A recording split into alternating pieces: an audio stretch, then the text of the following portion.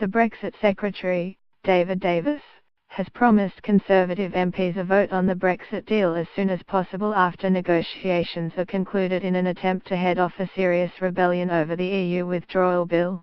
Davis moved to placate around a dozen Tory rebels threatening to defy the government on Wednesday night.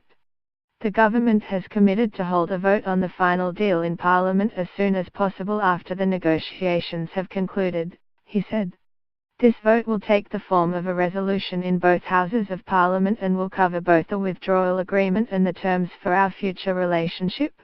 He also promised the vote on May's Brexit deal would take place before any part of the withdrawal agreement was implemented.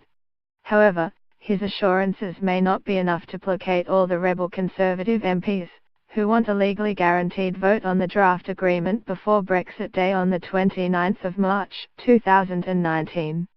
Wednesday's vote is expected to be extremely tight as the Conservatives only hold a majority of around 7 with the help of Democratic Unionist Party, DUP, MPs.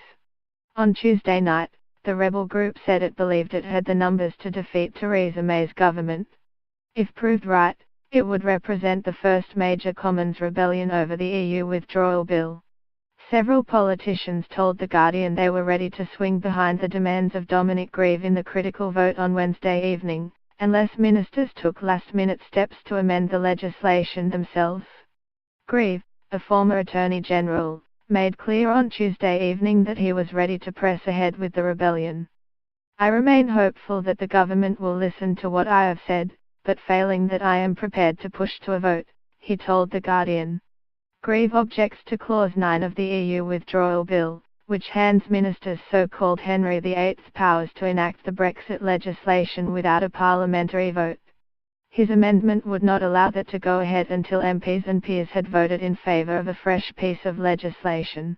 The government has not come up with a legislative alternative to amending Clause 9, but it must be amended, he said, because it is incompatible with the government's own stated position as to how the final withdrawal agreement will be agreed by Parliament.